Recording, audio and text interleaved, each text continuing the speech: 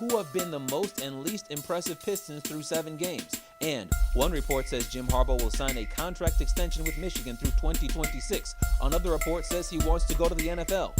When will we know, and where will he go? Join the conversation by commenting live on YouTube, Facebook Live, and Twitch. This is the Fifth Chapter with Dennis Fithian and Brian Chapman. He represents the mitten by way of Penn State. When Chapman gets to talking sports, the people can't wait. He represents the mitten. Be a true EMU, but cut Dennis in the fall and his veins bleeding blue. They got respect around the state when that light turns red. So don't sleep on these dudes. Just invite your friends to cut your nap short and tip your cap for and sit back for the Fifth Chapter. Huh. Brian Chapman, Dennis Fithian. When they open their mouths, they spit in the facts, bro. This ain't even optional, man. You just have to tune into YouTube to watch the broadcast or download it to your phone to peep the podcast. They mix laughter, they get after. It's all captured in the Fifth Chapter. And welcome to the Fifth Chapter. I am Brian Chapman. He is Dennis Fithian. It's our first show in 2021, episode 67. I know a lot of us out there are hoping that 2021 would be better than 2020, but we're already off to an atrocious start because the Buckeyes won a playoff game. Well, we're off to an atrocious start because I thought you were going to cut a new open. You don't like the current open? I just think it needs to be a little bit shorter. Plus, you freshen things up every once in a while. No, I like it. I get pretty good feedback from it. But you also want to expand your repertoire. I mean, it's got a good, it's got a good pace to it and everything else. But you get another run. You can't play the same song over and over and over again. But all right, SportsCenter does. Although I will say this: after we did our interview last year with G-Mac Cash. He was saying that he wanted to do the intro for our show, and I was like, I got that. Don't worry about that. I got that. He's like, oh, man. But we definitely appreciate G-Mac Cash for coming in. If you missed our interview with G-Mac Cash, the rapper who did the song Coronavirus, the rapper who did the song Big Gretch, Stimulus Check, Unemployment, and so many others. He got a song called Walmart, about going to Walmart. Make sure that you check out that interview on either our YouTube channel or our Facebook feed, as that is available for you to view at your leisure. We are back for 2021. We're ready for 5 more fantastic chapters. Thank you to everyone who is now with us in 2021, watching on YouTube, Facebook Live, or Twitch, and also to those listening to the podcast on Apple Podcasts, Google Podcasts, and Spotify. Make sure that you like and subscribe, and you can also participate in each show by sending in your feedback via Facebook Live or via YouTube. Dennis will be reading it throughout the course of the show, so make sure that you send that in. Let's take a look now at today's book. As you can see in the second chapter, the Lions lock up that number 7 pick in the draft. Dennis and I will tell you whether or not the Lions should be looking to trade up, trade down, or stand pat. In the third chapter, ESPN is not very fond of the Pistons' 1-6 start. Are they really that bad? And we'll tell you who's been the most and least impressive Piston in the first 7 games of the season. In the fourth chapter, Jim Harbaugh's status is still up in the air. You got one report saying that he's going to go look for jobs in the NFL. Another report saying that there's a contract ready for him to sign, extending him at Michigan. When will we know, and where is he going to go? And in the fifth chapter, we'll try to get you guys a little bit of money with the major wager as we continue to wait for legalized mobile sports betting in the state of Michigan. We've been waiting around forever for that to happen, and hopefully in the next couple of days, couple of weeks, we'll have it. But Dennis, let's start out with the first chapter.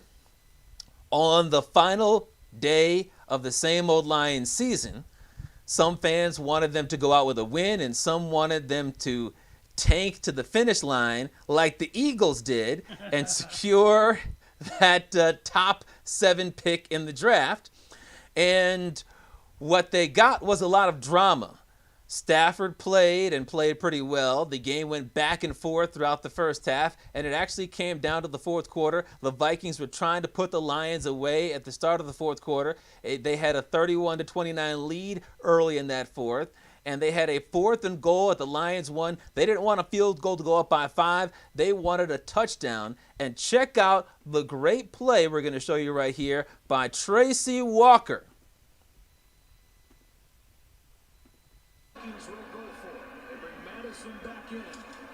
Play action. Cousins gets sacked. But a flag down as Tracy Walker sacks Cousins. Well, you wonder if he got a hold of the face mask on the way down to the ground. Well, what would be the most Detroit Lions penalty ever? Personal foul, roughing the passer, defense, number 21. After distance to goal, automatic first down. It is first and goal instead. I don't think that was a face mask. They would have called that. Walker gets a clean shot. Oh, man. I don't know what I mean, I know that sometimes you can get the penalty for trying to throw. So it looked pretty much like a basic form tackle, but they ruled that it was roughing the passer, and surprise, surprise, 2 plays later, after that classic screw job for roughing the passer, the Vikings ran it in for a touchdown. On the ensuing drive, the Lions were moving down the field. You could say they were moving forward down the field. And they got to the Vikings' 38-yard line and ran a play that ended up with this. It looks like the ball hits the elbow, and if they're saying he didn't control it to the ground, it's one thing. If they're saying that it hits, Touchdown. completely different, but it looks like the ball bounces off of the inside of his elbow and up back into his body, and then he has control of it when it's on the ground. That's the key. Did the ball touch the ground? That's what we were looking at during the break. The ball does come loose when Jones hits the ground, but it's still a catch if it doesn't touch the ground. I just didn't see, I'm like you, I didn't see anything clear to say the ball touched the ground. Obviously, they felt it did. They felt it did, and they overturned the call. They overturned the call that you saw right there, even though on the field, when the play was taking place, they ruled it a touchdown. As you can see right there, there wasn't a single camera angle that showed the ball hitting the ground. Another classic, same old Lions screw job. The Lions didn't end up scoring on that drive, but it burned precious time off the clock over 2.5 minutes, and they ended up losing the game 37-35. Now, obviously, Dennis, the calls helped the Lions' draft positioning because had they won the game, they would be picking 11th. Now they're picking 7th. But what did you think of the calls, and what were you thinking as a fan as that all played out? Well, I thought both of them were bad calls. But, you know, with the first one, I've probably seen 10 or 15 times this year watching NFL games, something similar, some kind of variation of what we saw from Tracy Walker on Kirk Cousins, and the announcers almost all say, "Oh my God, why are they throwing a flag?" And then they go back and they review it, and then the announcers at some point will all say, "I know they're trying to protect the quarterback, but this is ridiculous. Look at, they don't even come down on him. What's he supposed to do? How are we going to, how are they officiating this? This is ridiculous." And they all say, well, I guess even though they're trying to protect the quarterback, they still don't like it. Every single game almost you watch, like I said, I've seen it probably 10, 15 times this year. They all say the same thing. I think they need to go to replay when it comes down to quarterback hits right there. And they need to take a look at it. Like, I know that after the game, the pool reporter was like, yeah, it's exactly, landing with body weight. Let's do a roll or whatever they're talking about. Like, he jumps over him. He doesn't even put his weight on him. And that you need to allow, like, I get, protecting the quarterbacks, but you also have to take a look at it and be able to, and in real speed, it's very hard to determine it. But I think if you go back and look at that one, they would pick up the flag. So I hope they do that in the off season, really examine that. It wasn't just there. It's not like it's the Tracy Walker play or anything. It happens all the time. Now, the thing that happened with Marv Jones and the overturn, it was called a touchdown on the field. This is what I hate about replay. Like, it's supposed to be irrefutable video evidence. That was anything but. There was no camera angle that showed that the ball hit the ground. In fact, more looked like it was the arm. So I hate that part. And it takes me back to where you had the Yanni and Laurel, or you're watching hey, do you see a gold and blue dress? Do you see a blue and white dress? And People are seeing different things. What's irrefutable to those guys up in the booth? We look at it, but I don't know. It's never stopping. Like they need to maybe expand the language. Irrefutable, beyond a shadow of a doubt, absolutely no way. Because then, like a play like that, you could put as an example as like, look, we think that maybe it hit, but we can't tell. So let's just move on. And they don't do that, and it doesn't solve anything, and it just makes people mad. So luckily, there was nothing at stake for the Lions. I mean, you can talk about draft position or not, but it made the game frustrating, or like it seemed like a same old Lions game. Yes, you get really mad, but do you want it to happen? Don't you want it to happen? All these things here, but frustrating. I think overall in the NFL, and then we saw it that night with the Eagles. When they threw the game in the fourth quarter, which was weird. Yeah, I think it was clear that whatever happened in the game, it was going to be same old Lions no matter what. Either same old Lions to blow the draft positioning, or same old Lions to lose the game in the fashion that they did with the referees. Honestly, I think the referees teamed up with the Vikings to throw the game. That's what it looked like. It looked like that clear as day. And you mentioned the pool reporter after the game on the roughing the passer penalty. Here is actually the transcript of that we got from Brad Galley of Channel 7's Twitter feed. Paula Pash was the pool reporter who spoke with the Zebra referee Adrian Hill. And I'll blow it up so you can see it. Question from the reporter: on the roughing the passer penalty called on Detroit's Tracy Walker early in the fourth quarter, what made that a roughing the passer penalty? Referee: by rule, one of the categories for roughing the passer is full body weight, where the tackler lands his full body weight on the quarterback. That's the category this play fell into. Question: it kind of looked like the defender grabbed the quarterback and his momentum rolled off, but is that not what you saw? Referee: the momentum doesn't play a role, and the rolling off afterwards does not play a role. It's that initial contact to the ground. If you roll off afterwards, that doesn't eliminate the foul. Reporter: what could the defender have done differently? Referee: a lot of techniques that defensive coaches are teaching include kind of a barrel roll, where you grab the player to the side and you take him down to your side and roll. Get the pillow out rather than coming down with your full body weight.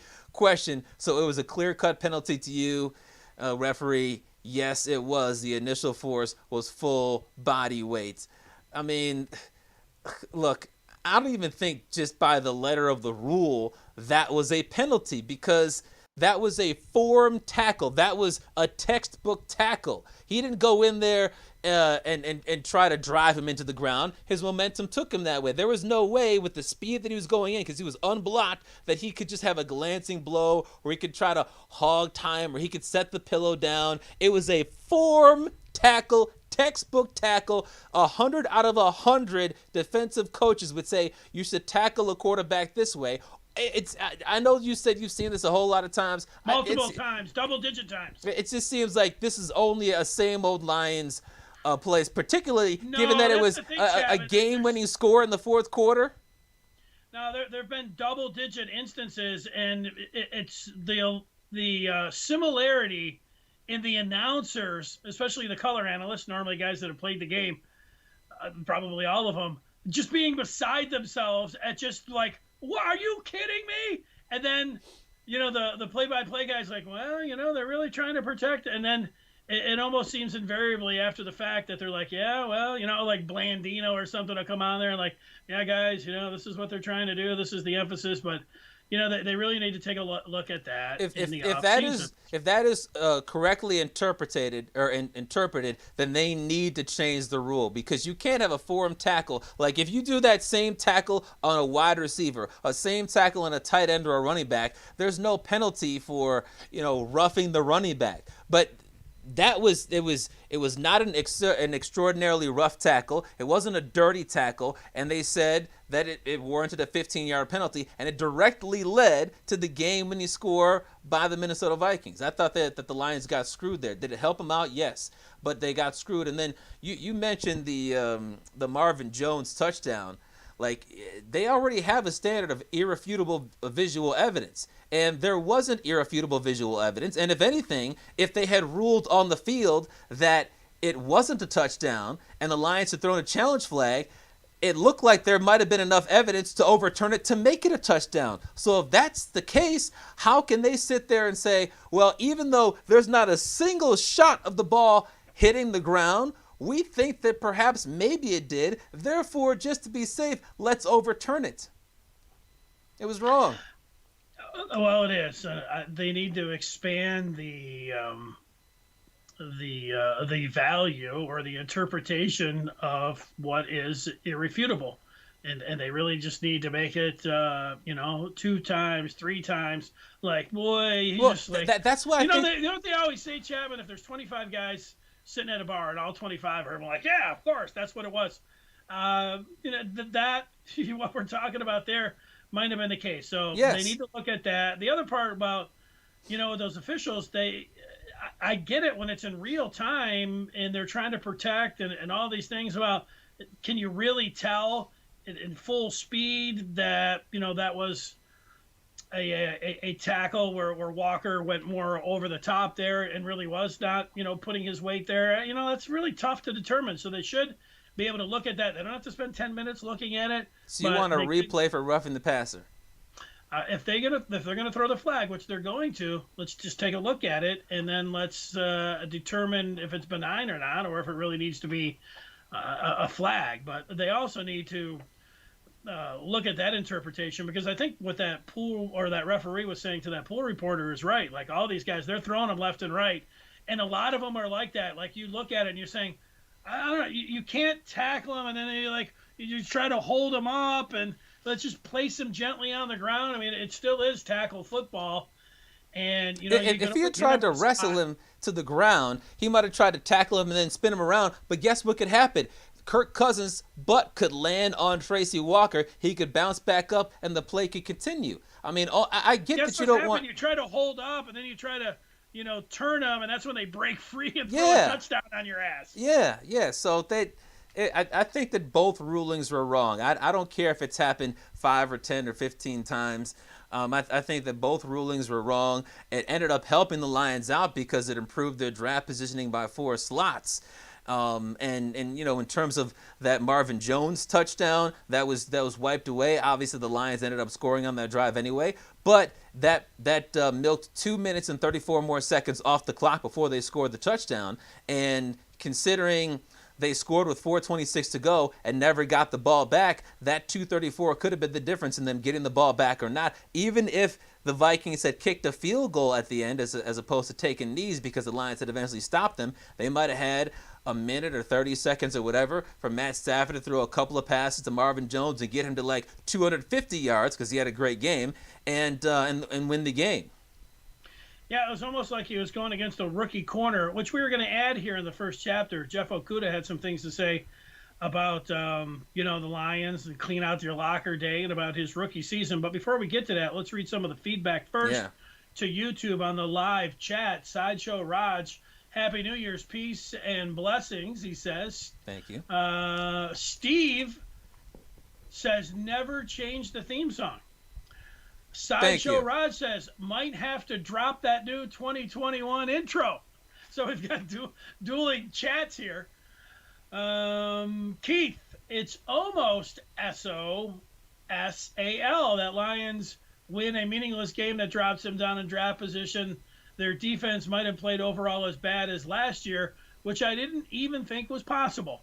Well, and he could go ahead. I was going to say, statistically, this was the worst Lions defense ever, worse than the 2008 defense.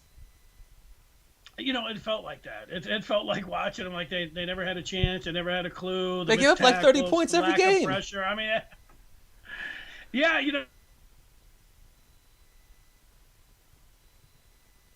17, and I was just looking at what all I just threw a flyer out there, and in one of these like 100 people, everybody was taking the Vikings. Everybody was loading up on all the Vikings players, thinking that the Lions had the worst defense of all time. Keith continues on and says they were still a hard watch. They suck. And it's not even interesting, although Killian Hayes sucks, perhaps in a year or two, Halliburton has been way better. Oh, we'll get to them coming up in the third chapter. Don't worry, Keith. We'll talk about the Pistons and Killian Hayes, get an update on his injury situation and what you had to say about the guard from Iowa State.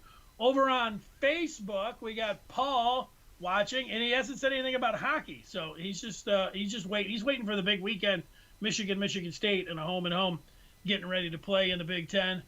Beth says, I had the Lions won that game, what position would they have picked in the upcoming draft? And you said 11, Chapman, is that correct? 11. Paul is saying evening with the current pick, will the Lions pick or trade?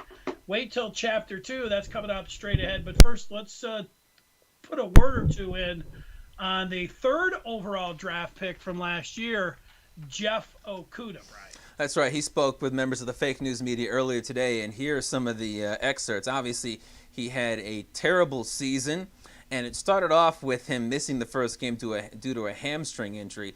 But here is what he told members of the media, including Dave Burkett. Here's a little excerpt.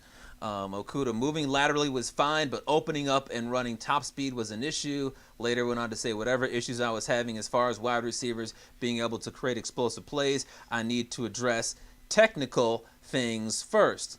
So if you were thinking that perhaps injuries were the issue for why he struggled, he was not shy to mention that. Additionally, we know that whenever Lions players leave the team, they love to rip Matt Patricia, and when Patricia got fired, players were celebrating across the country.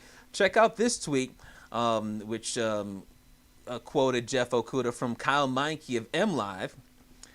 Jeff Okudah said the Lions were dealing with, quote, dysfunction this season, says players and coaches weren't always on the same page, also said personality and schemes were issues, some of the most revealing thoughts about how Detroit put the worst offense in team history on the field.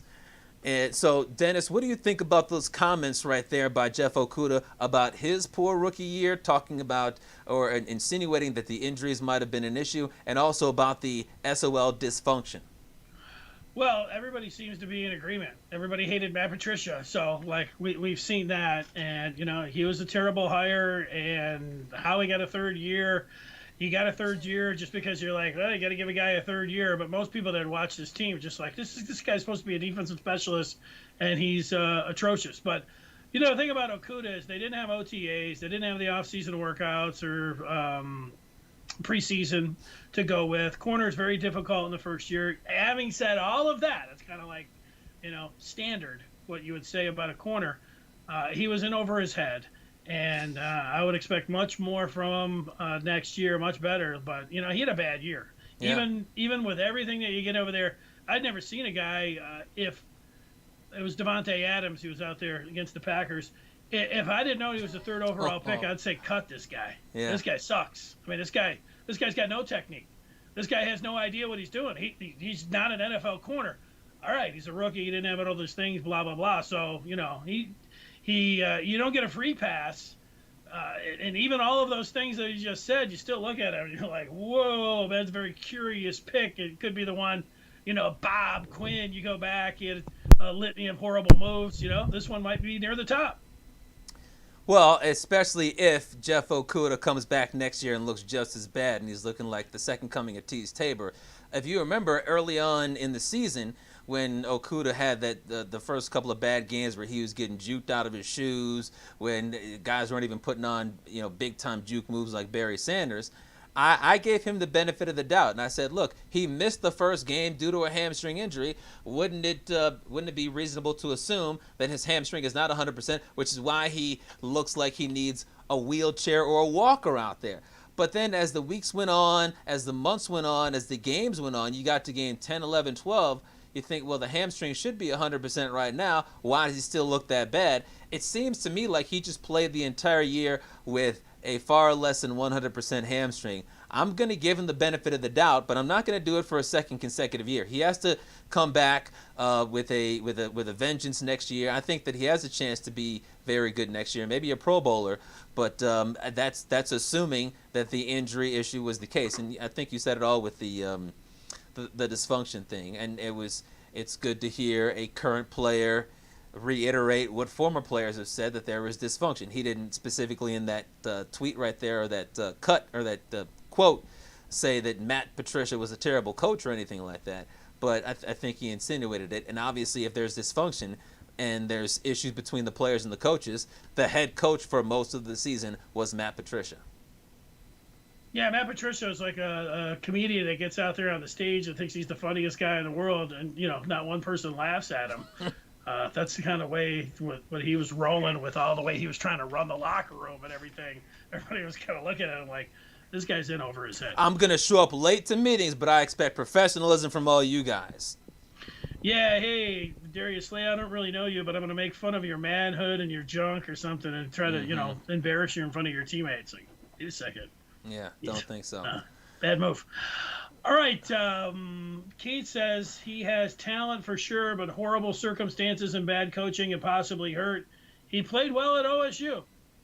Yeah, I mean, that's why he was the 3rd overall pick. It's a good point. There's nothing at Ohio State that suggested he was going to play like this with the Detroit Lions. Maybe you can just chalk it up to the Lions know how to screw everybody up. But I think that when you saw his athleticism decline so significantly, it makes sense to say that the hamstring injury just never fully healed. Yeah, let's see how he does under Robert Saleh. All right, let's get to the second chapter. Yeah, let's turn the page. And that gets us to the Super Bowl. Super Bowl LV is 55. That's going to be played in Tampa this year, coming up on February 7th. The Lions Super Bowl is going to be April 29th. They have the 7th overall pick in this year's draft and this year's Lions Super Bowl. Who are you targeting? Well, what I would say is that because the Lions were able to lose that last game of the season and they were able to have that 4-game losing streak to finish the season, they do have a shot to trade up for Justin Fields, and that's what I would like them to do. I mean, last week there were all these people with hot takes out there talking about Justin Fields. He's just not that good. Look at what he did in the Big Ten championship game. Well, he didn't have Chris Olave, and there was all these Rona issues, but who cares? He only put up 22 points, and he's had some inaccuracy issues. And I'm thinking, are we talking about the same Justin Fields? Like he's much closer to being the number 1 quarterback in this draft than being the number 3 quarterback in the draft. And I think he showed everybody that on Friday when he lit up that Clemson defense, and he showed what he's been showing everybody for the last 2 years. He's got perhaps the best deep ball in college football. I don't know that even Trevor Lawrence is a better deep ball than him. He's still extremely mobile, and he hardly ever throws incomplete passes. But I think there is a pathway to get Justin Fields. Obviously, we believe that Jacksonville is going to take Trevor Lawrence. And the next step is the Jets deciding to hang on to Sam Darnold. And that's a big step because there's a lot of uncertainty about him. Folks could say, well, he had this terrible coach and this terrible team around him. You can't really evaluate him. He needs some offensive linemen. He needs some weapons, and then you can really decide. But if the new head coach of the Jets, maybe it'll be Jim Harbaugh, decides that Darnold can be a good head coach or a good quarterback if he has some help, or maybe the Jets are not sold on Justin Fields because he has just a so-so game against Alabama, then they're not going to take him. They might take an offensive lineman. They might take Devontae Smith. They might take who knows. But then he could fall to number 3, and at number 3, Miami's not going to take a quarterback. Because they just drafted Tua Tagovailoa. So they might be in position. They might say, you know what?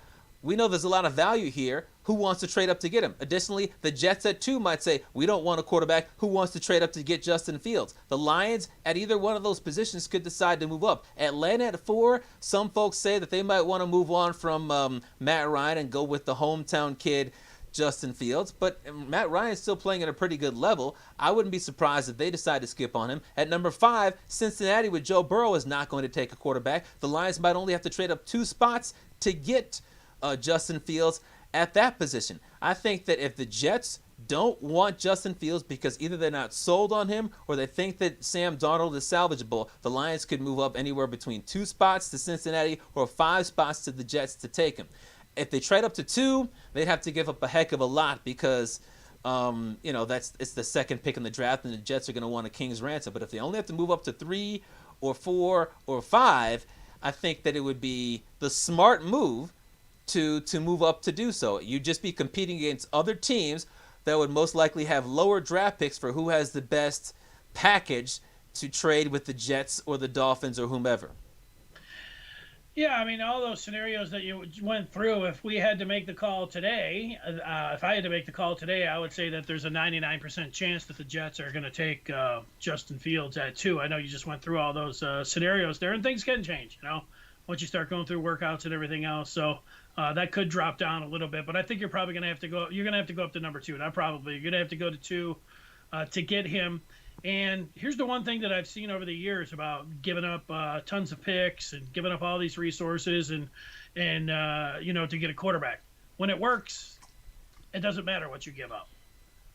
Keep doing it. The Cardinals went back-to-back quarterbacks, and you look at, they got it right. Is anybody sitting around crying about taking Kyler Murray or taking quarterbacks back-to-back? No, because they got it right.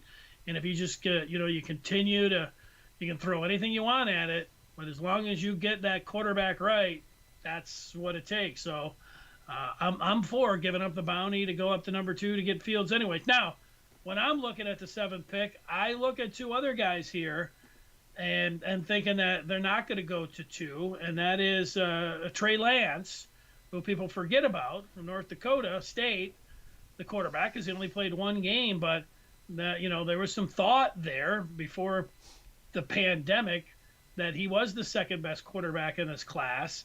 Now, when you get Fields out there, especially coming off the greatest game that we've ever seen, throwing the ball over, that is going to do something there. And but Lance could be a top 5, top 10 prospect. You got to do that evaluation. It might hurt him that Carson Wentz turned out and looks shaky right now.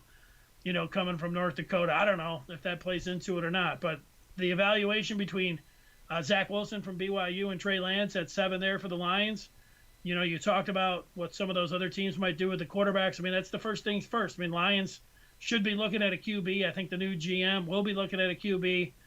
One of those 3 names, I would, if I had to guess today, would be the Lions pick. But if it was after that, then you're looking for the P's, Kwity Paye and Micah Parsons. And, the Lions. Oh, because, they can stay away from these Nittany Lions. They don't need that. They don't need to ruin their careers. Just ignore the Nittany Lions. The linebacker room is fine. They don't need Micah Parsons. Yeah, well, Parsons would be the one. And, without having the evaluation of Wilson and Lance, let's just say they, the Lions don't think they're, franchise quarterbacks. If I had to make the pick today, I would pick Micah Parsons for the Lions. I wouldn't want the Lions to ruin his career, but I think that he's a good fit because he has a chance to be the defensive rookie of the year, and the Lions have a major hole at linebacker. Micah Parsons, ever since he was a true freshman, obviously he only played 2 years, it seemed like every single time the ball was snapped, he was either making the tackle or he was around the ball carrier when the tackle was being made. I think that's a heck of a lot more than you can say for Jamie Collins or Jelani Tavai. Jelani Tavai gets around the ball carrier. He just doesn't always make contact. And if he does make contact, he just doesn't always make the tackle. So I think that assuming the Lions don't screw him up, Parsons would be a nice pick. I don't want them messing up another Detroit Lion. Kwity Paye, obviously they need some help on the edge as a pass rusher. I don't think Bob Quinn drafted a defensive lineman in the first or second round of any of his drafts. Keyshawn Robinson. Okay, there you go. And he wasn't a bad player. He was okay, but he certainly didn't draft any defensive ends. And when you look at how poor the Lions were at getting to the quarterback, there's probably a reason for that. But let me just throw one other scenario out there for you about how the Lions could get Justin Fields, because you said it's a 99% chance that Fields is going number 2. I don't think it's that high, but I think that he will likely go number 2. But earlier today, I was looking at a USA Today mock draft that was released either today or yesterday. So we're talking about after all the bowl games except for the national championship game. And in that USA Today mock draft, Zach Wilson went number 2. He went number 2 to the Jets.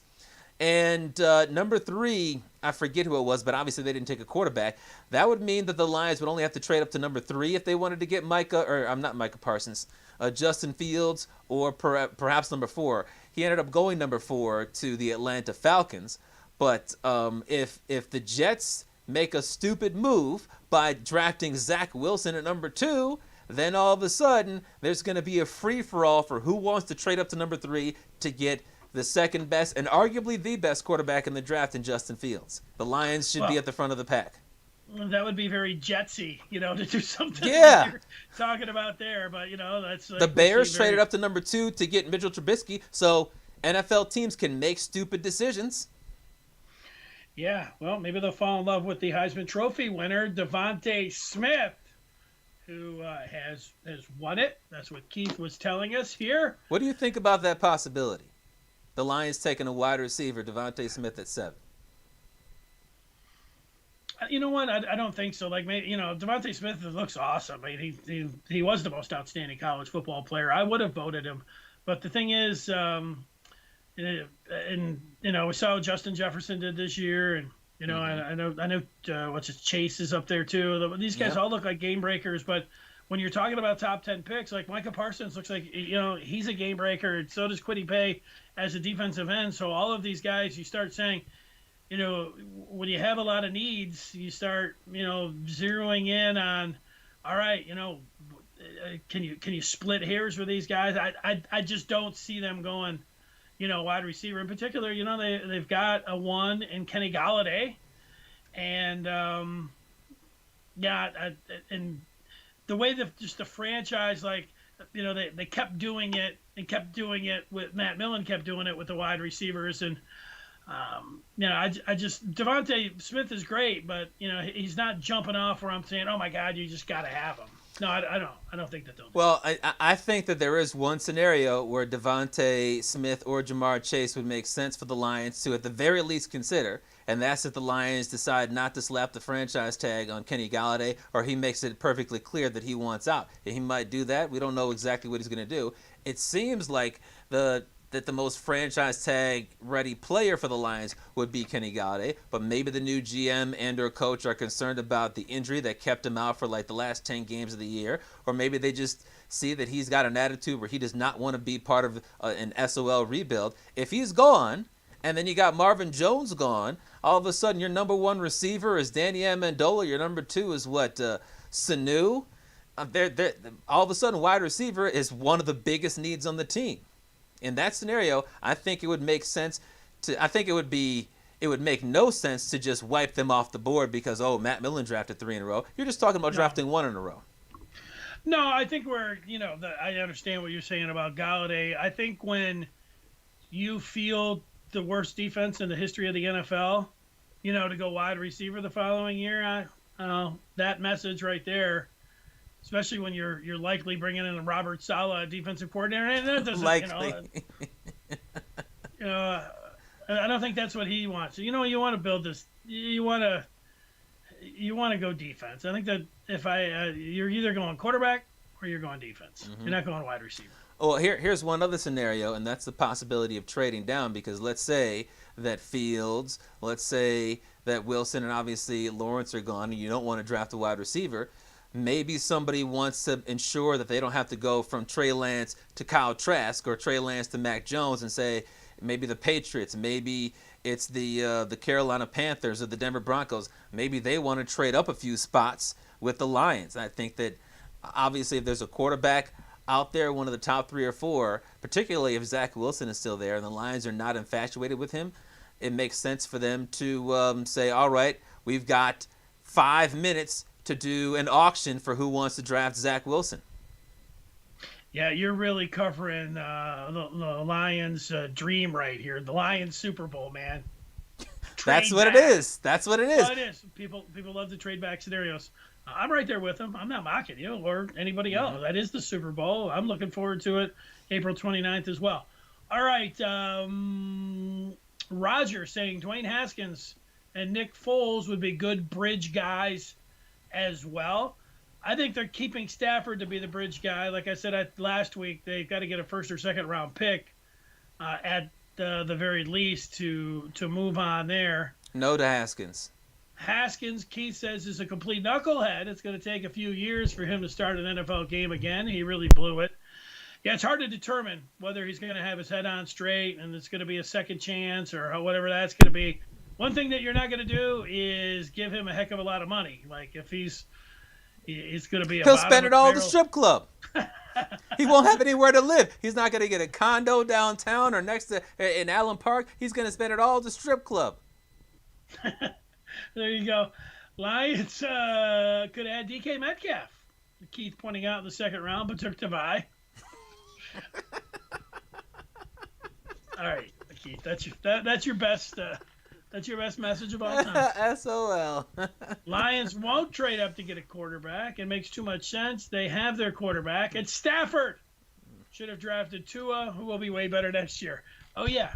Hey, me saying don't draft Tua isn't looking all that bad right now because he's getting benched all the time and they didn't have the opportunity to bench him last game. And he's still got the main reason why I didn't want him to be drafted by the Lions. He's still got that hip injury that's not completely in the past. It just happened, last year or last college football season. So not drafting Tua. That was my reservation as well. I was in lockstep with you there. I wasn't hoping it was because they couldn't get their hands on him. And, you generate – he didn't have a great deep ball to begin with, but you generate that deep ball with your hips. And he's not completely put him in a bust category or anything yet, but it's been questionable. He's not Herbert. Here. No, that's for sure. Or Burrow. Paul saying, would you trade a third for Sam Darnold? For the reason to draft a pass rusher or a linebacker.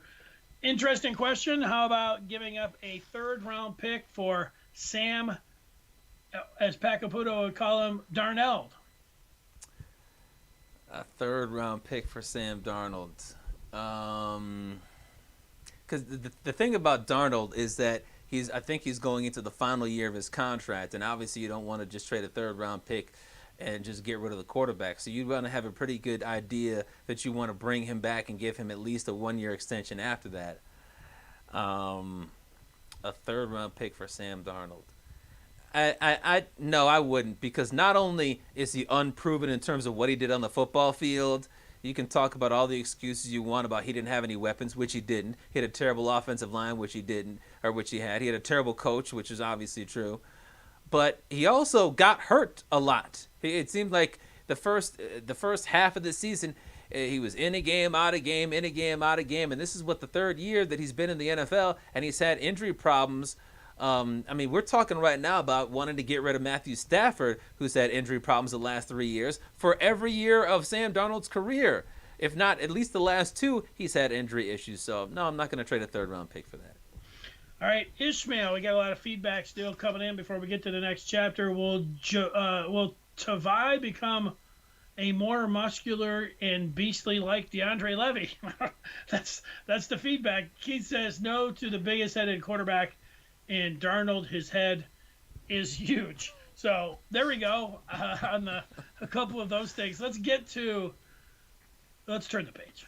All right, let's turn the page, and that takes us to the third chapter. And in the third chapter, we go to the Pistons, and they are off to a terrible 1-6 start after losing to the Bucks yesterday. They only lost by 10. And really the only good thing about the Pistons so far to start this season is that they have not been getting blown out. They're 1-6, but in their 6 losses, each time they've lost by 10 points or less. So, a collection of, I guess you could say, moral victories or games where they're not completely embarrassing themselves. And, another way to look at that is a bunch of backdoor covers, because I think they were a 16-point underdog yesterday and were able to come back. But you don't get style points in the NBA. The Pistons are a bad team. They've also been dealing with injuries. Blake Griffin missed 2 games with a concussion. Josh Jackson is out right now with an ankle injury. And last night, Killian Hayes left the game with a hip injury. So those things are certainly not helping the Pistons out. And you wonder, well, how low are the Pistons in the newest ESPN NBA Power Rankings that came out before yesterday's 10-point loss to the Bucks? Obviously, with a bad start like this, they're going to be near the bottom. So let's check out the power rankings, starting at the bottom, and see how far we have to go before we find the Pistons. Let's go to number 30, and boom, there's the Pistons. Dead last. They write it's been an uphill battle for the Pistons. Forward Jeremy Grant has been a bright spot, extending his career-long streak with 5 straight games of 20-plus points Sunday, but Detroit has 1 win, and on and on and on. But Dennis, they're saying, ESPN is saying the Pistons aren't just a bad team, but right now they're the worst team in the NBA, and they say Jeremy Grant is one of the bright spots on this dead last team. Are you in agreement with ESPN that the Pistons are the worst squad in the league right now? Yes. Yeah, I agree with that. I like watching them. Having said all of that, with ESPN them being the worst team, this roster, they've just got a bunch of different guys thrown together here. Dwayne Casey's getting them to fight to the end. But you know what it reminds me of the going to work Pistons that won the championship, Chauncey and Sheed and Ben and all those guys. When you would watch them over the 6 years they were going to the, back-to-back finals and all the Eastern Conference finals, is you would watch them, and for 95% of the game, it was like this team in reverse. They would be down. They would be down 6. They would be down 8. And get to the fourth quarter, 5 minutes to go, boom, they'd put the hammer down. They would, whether they were toying with the other team, it was winning time. And, they went out there and made the plays, and, they won the vast majority of the games that way. And it was like, man, they just are – when it got to winning time, they knew how to flip that switch. This team gets out there. They play hard. Dwayne Casey's, trying to get as much as they can out of them. Grant's jacking up 25 shots a game. He's got his cash. He's got his cash. That. I think, it was always going to be an experiment with Killian Hayes and, Derrick Rose. I was signing up for that. I actually like Jahlil Okafor. Some of the different guys that they've thrown out there, I think could be good reclamation projects here, for the Pistons. But no, I think they are the worst team in the league. And, Blake right here, I know we're going to get to our, most impressive and least impressive player so far. Mm-hmm. But, Blake right now, I like Blake Griffin's heart and his head for the game and his willingness here. But the start of this year for him has been pretty bad.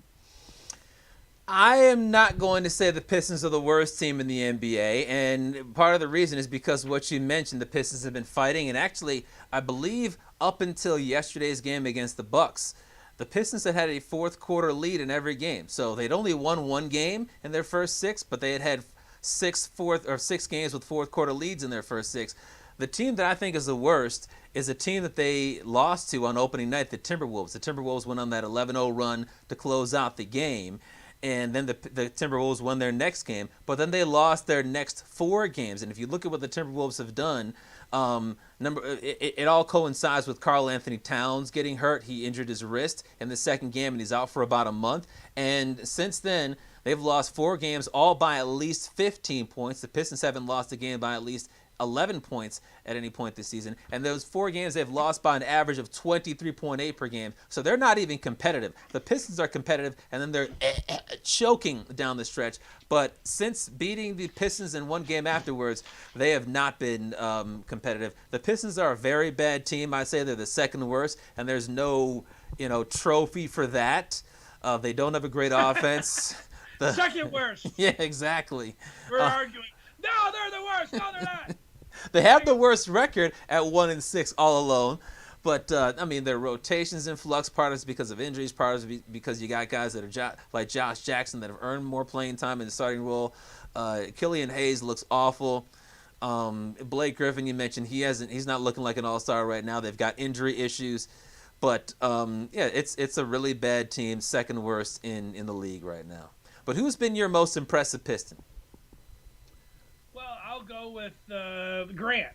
He has been the most impressive. He's putting up some points. He's shooting 25 times a game, which is a lot. But, it's not like there's a lot to choose from when you come down to most impressive. So the most impressive of a bad bunch. I'll go with Jeremy Grant. He was my second choice, but my most impressive is going to be Josh Jackson. I think we all knew there was potential there when he came out of college, and he was highly recruited, or actually going into college, he was highly recruited going to Kansas, and then he was the number 4 pick overall by the Suns, and then just somehow, some way, it didn't work out for him on the court and off the court. And last year at around this time, he was in the G League for the Grizzlies, and now he's moved in just a few games into the starting shooting guard spot. Obviously, that was one of the biggest holes on the team, and one of the reasons they brought in LiAngelo Ball to compete for that spot. But he's averaging 15.5 points per game. He's shooting 49.3% from the field. He is, early on, and hopefully he'll get back from his ankle injury soon. Early on, he's looking like a guy that perhaps could be here for a while. And if they get the number 1 pick, maybe they could say, well, we don't need Cade Cunningham or Jalen Green. We can go for a different position. He's at least giving you that thought with 15.5 a game. Yeah, one thing just to go back before we get to the least impressive, and I like Jackson. He has raised my eyebrows watching him. I like what he's done so far. The one thing, you take Cat out of the equation there with Minnesota. We could argue about who's the worst, who's second worst, but their roster, they got a couple different guys there, including the number 1 pick in Anthony Edwards, and then Culver, the kid from Texas Tech. I like him, and then the guy that likes the older women, Beasley. Malik Beasley. Malik Beasley likes those. I'm going to cheat on my smoking hot wife for a 46-year-old divorcee. He likes those close to 50-year-old cougars. Hey, you know what? But he's on the prowl out there on the court. He's a pretty good player. That's better than any 3 that the Pistons, young guys are throwing at you. You might be right. And they also have D'Angelo Russell, but they're getting killed. The last 4 games, they're losing by over 23 a game. And these Pistons that they don't seem to, at least so far, have that same type of promise. They're at least playing competitive basketball. Sadiq Bey, I think, has looked pretty good. Isaiah Stewart, out of Washington. Yeah, out of Washington. People were saying, hey, why are you drafting an undersized center? And he looks like, in terms of rebounds, in terms of his aggressiveness, like there might be something there. But, as a team, they're playing better, despite the fact they're losing all these games, than the Timberwolves since that first game of the season. The reason I say they're the worst, you just mentioned a couple of those guys. We didn't mention Doumbouya, Killian Hayes, and Stewart. These guys are all 19 years old. None of these guys should be getting any run anywhere. Yeah. Sekou, again, man, it's going to be a couple years. But, if you're expecting anything from Sekou, it's same thing for Killian Hayes, same thing for Stewart, man. I'm not expecting anything from these guys next year, from those 3. So hopefully those guys can just develop. They threw a bunch of young guys out there that, would be, young for the G League. So, young, Wisconsin's looking at them. They got a bunch of fifth-year seniors, 24, 23. They're like, wow, look at all these Pistons. It's like, they got 3 guys that, you would think that they're going to have in the rotation. Hell, Hayes has started all the games. And, they shouldn't be out there, playing in the NBA. That's a sign that, you're going to be a bottom 5 team heading in. And, right now they look like they're the worst. But that gets us to the least impressive player. Yeah. I'll let you go first. Well, this one is pretty easy for me, and it's Killian Hayes, because not only has he been the least impressive Piston, he's arguably the worst player in the NBA right now. He's the number 7 pick in the draft, and I think we all, because of what you mentioned, him being 19 years old, because he is coming to a foreign country for him, we didn't expect him to light the world on fire and win Rookie of the Year, although I think coming into the year, he was 5th in terms of Rookie of the Year odds. But 4.6 a game, 28.3% from the field, 25% from downtown. Last show, we talked about how Michigan State, it was either last show or sometime last week, how Michigan State was having trouble getting to the free throw line. In 7 games this year, Killian Hayes is 50% from the free throw line because he's 1 for 2. He can't shoot threes. One good way to get yourself going is to at least show some aggressiveness and get to the line. He's 1 for 2. And he's had more scoreless games this year, 2, than double-digit games. He had 1 for the worst kind of double-digit game you can get, exactly 10 points. His player efficiency rating, let me just give you... Not going to be good. No, it's not. I'll just say this. PER. Sadiq Bey has the second lowest player efficiency rating on the Pistons at 12.51, I'm sorry, at 9.28, and at 12.51, Seku's is the third lowest. How low do you think Killian Hayes' player efficiency rating is? 2.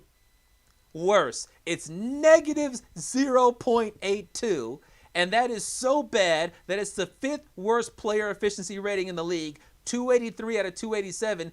You can't be arguably the worst player in the NBA. There's no excuses, no matter what you want to say about coming from a foreign country, only 19, didn't have the opportunity to work in Summer League. Nobody did, but he's the 5th worst player? Yeah, and with apologies to Blake Griffin, who I considered until I started really looking at Killian Hayes. I have Killian Hayes there as well. I would also add, just like Okudah, it's tough for corners. It's tough for point guards. It takes a couple years. But, even all things considered, he looks like Jeff Okudah out there against Devontae Adams, right off the bat. Like it reminded me of, I remember when I was in high school and we were, I was on the basketball team, and over some kind of holiday, probably Christmas holiday, we brought in some PSL teams for a scrimmage. Cody was one of the teams. And Cody slapped the press on us like I was a guard.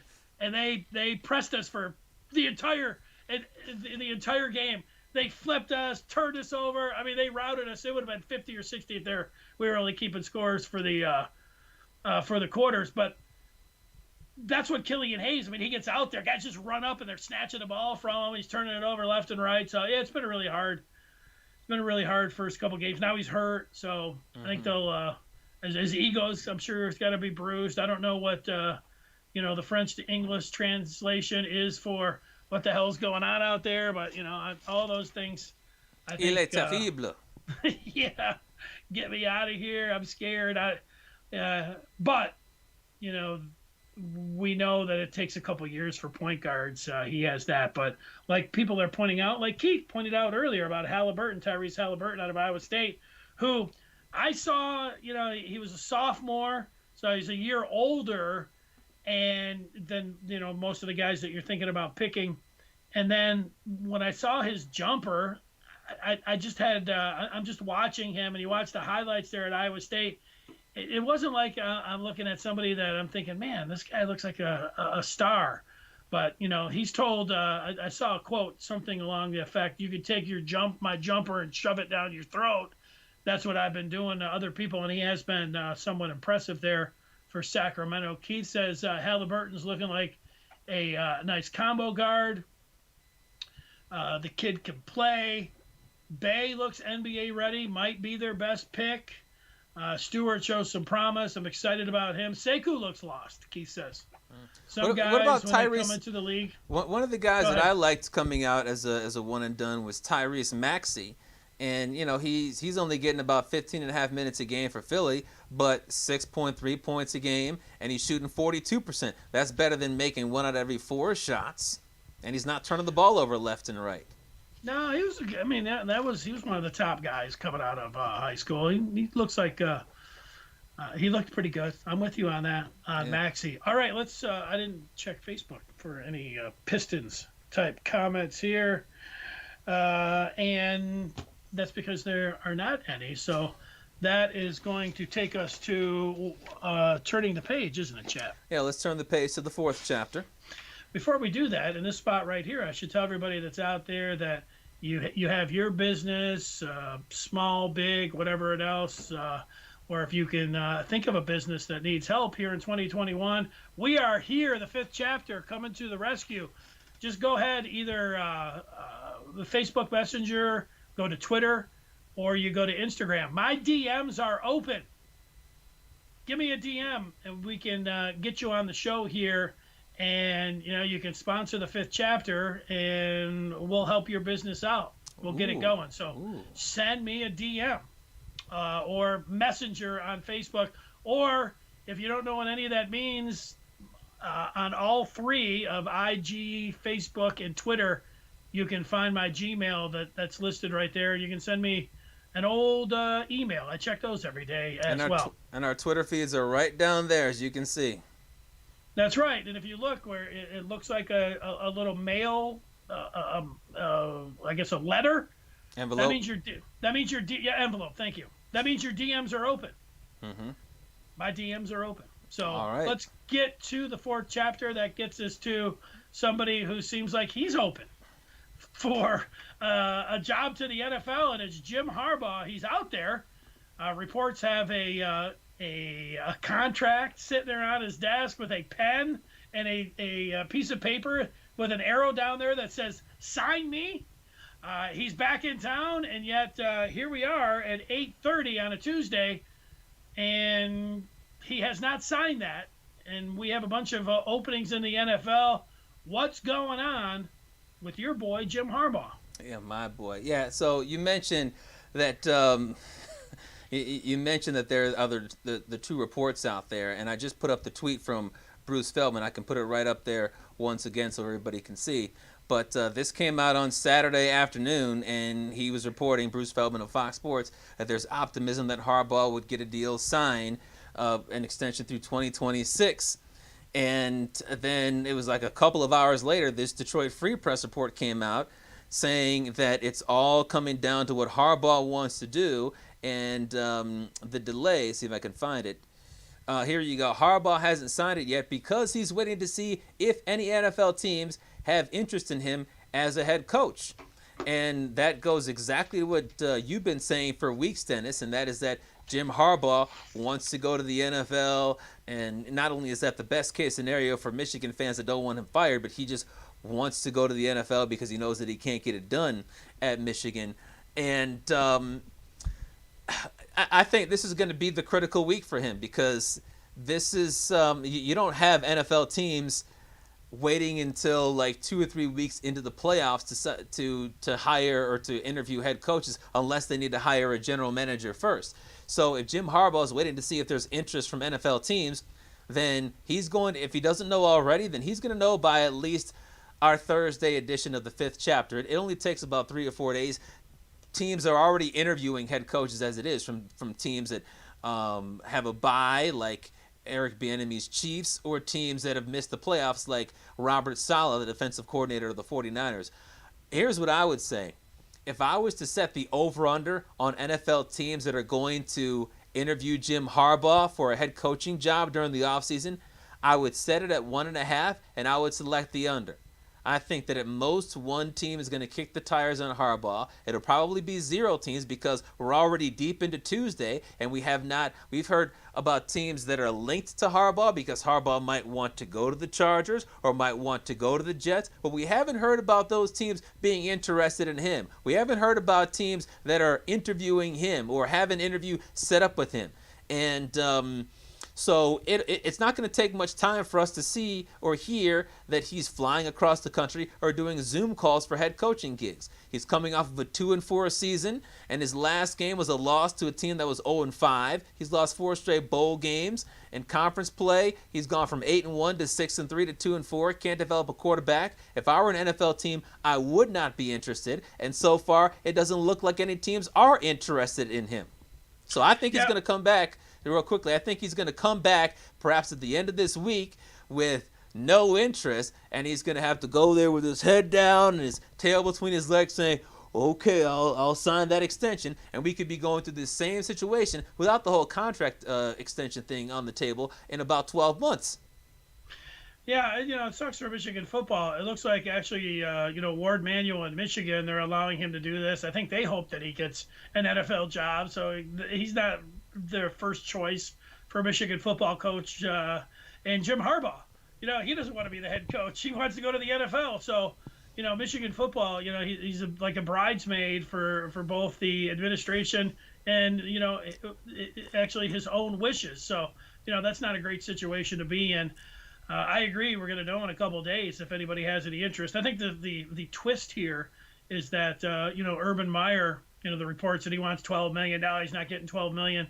But, Jacksonville's in a very attractive job. Out of all the jobs, I'll make the case that it's the most attractive with the 2 first-round picks, the number 1 overall, the cap money that they have, and being in Florida. I mean, all of those things right there. You can just walk in. You can turn that thing around. It's pretty awesome. But if Urban Meyer doesn't want that job, you take him out, so suddenly you move everybody else up. So then you're thinking Bieniemy, he's got to pick between the Chargers and the Jets. He can pick whatever he wants. Once you get, one or two of those guys, and if Meyer's out of the equation, I think Harbaugh could slip in there. So, I think that's the one part to it. But yeah, I think that he's going to know pretty quick. He reminds me of a guy who, was in high school and had his high school girlfriend, but then he, went down to Florida to spend his, time with his grandparents or something. While he was down there, the last week he met a girl and he thought it was the most beautiful. And he said, "Hey, I'm leaving in a week. Here's my number." And, he's just sitting around waiting for that call back. And he keeps looking down and says, no call. It's getting to be the final day. He's going to have to get back on the plane. He's going to go home. He's going to go to his old girlfriend. And he's going to be like, "Okay, let's get back together." Yeah, well, that's exactly what I'm thinking. He's hoping that somebody, that girl's finally going to call, but no, he's getting ghosted right now by the NFL. And it's not even so. But the thing is, it's not like Jim Harbaugh has even established this relationship, because what you're talking about is he goes down there and he actually, this guy goes down there and meets someone. This is Jim Harbaugh going down to Florida and saying, "Hey, we're on the beach, it's spring break, I'm single. Who wants Jim Harbaugh? Look at me, I'm ripped, I'm a Michigan man. Who wants Jim Harbaugh?" And all the girls are like, shirt off and said, "Who's got it better than me?" Yeah, look, I can climb a tree, I'll sleep over at somebody's house. Look at me, I drink whole milk. And all the girls are like, none of us want you, as a matter of fact. And then he has to go back up north to Michigan for his, his 4 out of 10 girlfriend. Yeah, I think that January 11th could be a very important day. That's 6 days from now, because the Free Press article said that that's been the start of his contract year every year. So basically, he's got 6 days at the most to find some real interest from NFL teams. And it doesn't look like he's going to have that. And I'll tell you what, if the situation plays out like we think it's going to play out, where he has to come back to Michigan, it could wreak havoc on the recruiting trail, because everybody in the Big Ten and even outside the Big Ten is going to say, "Excuse me, 4-star, you're thinking about going to Michigan? He just tried to get to the NFL and nobody wanted him. He's going to try to go to the NFL next year too. So you want to commit to Jim Harbaugh after he pretty much lied to J.J. McCarthy and folks, just that nobody wanted him? You need to come to my program instead of freaking Michigan, because Jim Harbaugh, he wants out." Stop negative recruiting, Michigan. Let's go to the live chat here. We do have some feedback coming in. Roger says, "Move on from Harbaugh. Bring in Braylon Edwards or Brian Greasy as the coach." What? I'm just reading what it says here. Maybe better off going with Mike Hart. At least he has some coaching experience. Trepo says, "I'm tired of so many Michigan media members and fans acting like what Jim Harbaugh is doing is normal. It's not normal. It's a joke."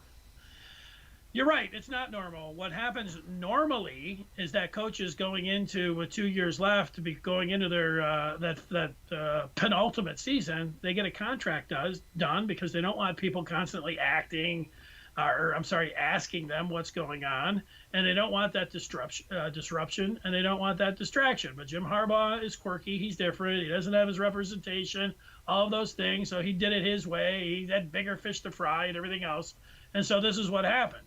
And then Michigan, in a COVID year or whatever else, is taking the $10 million that they could get in a buyout. And they said, "Yeah, go ahead, get the NFL job." And they've left the $10 million out there. And so instead of firing him, they're allowing him to go out there and see if he can get the job.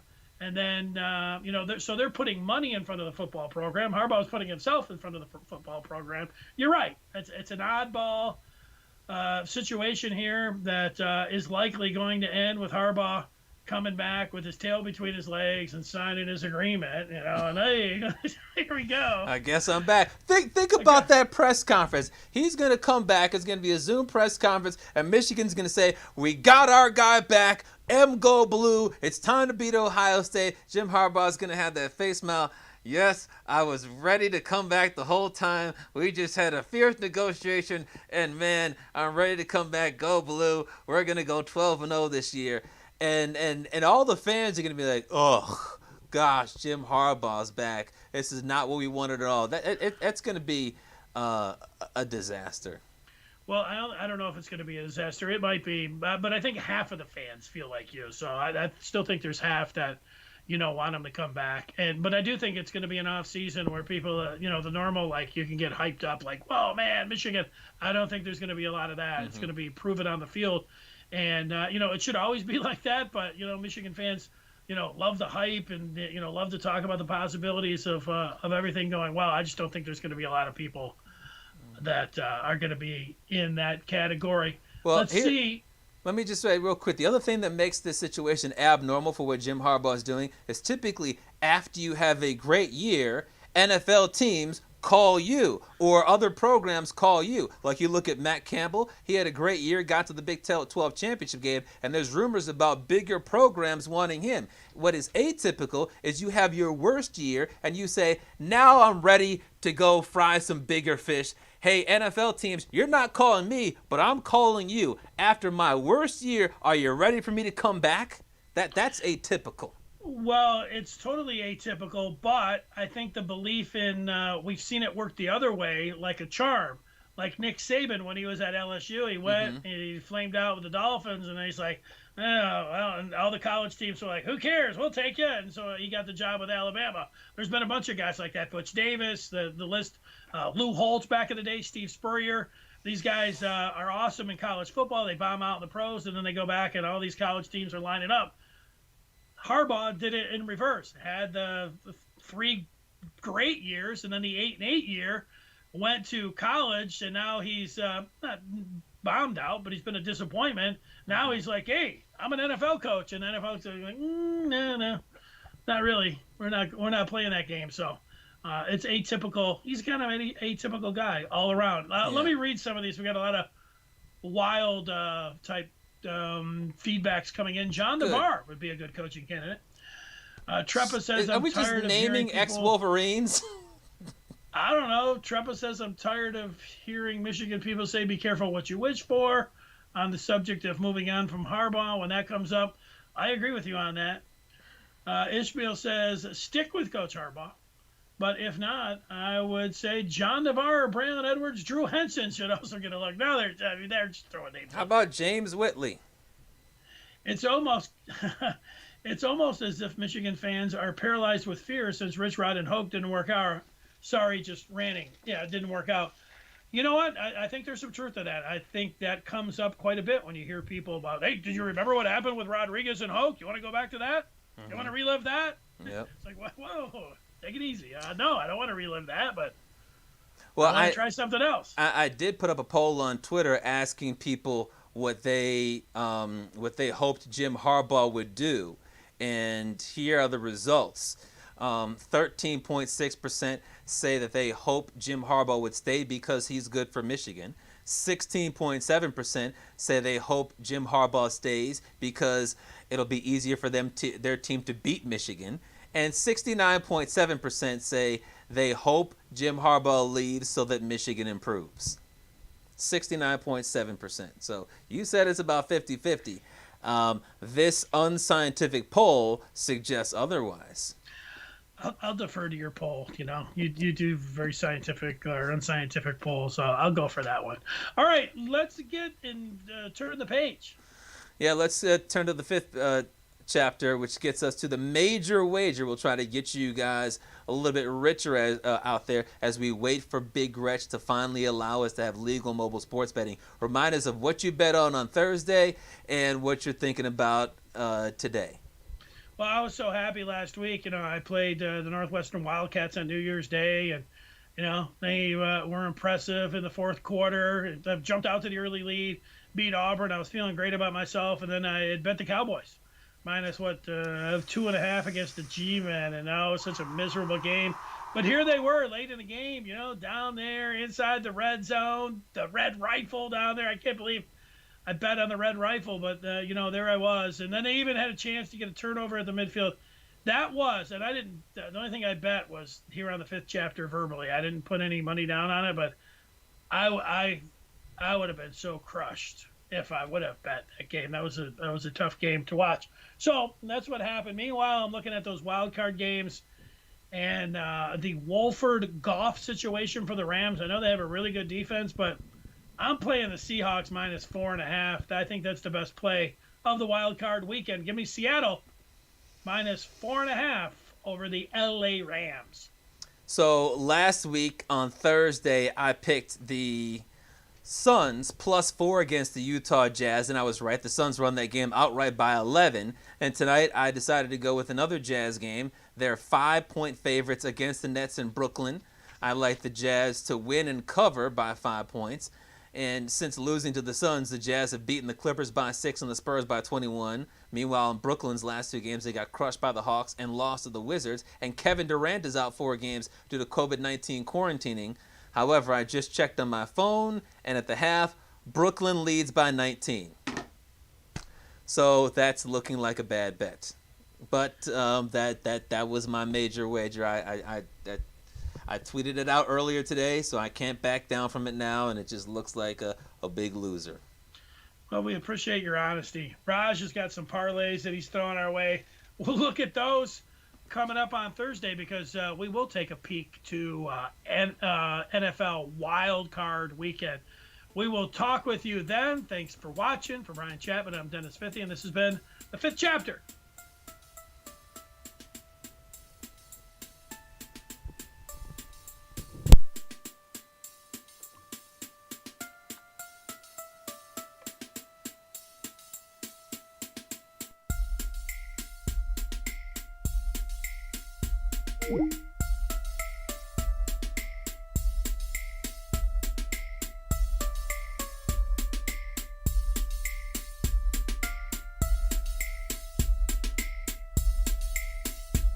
He represents the mitten by way of Penn State. When Chapman gets to talking sports, the people can't wait. He represents the mitten. Be a true EMU, but cut Dennis in the fall, and his veins bleeding blue. They got respect around the state. When that light turns red, so don't sleep on these dudes. Just invite your friends to cut your nap short and tip your cap for and sit back for the Fifth Chapter. Huh. Brian Chapman.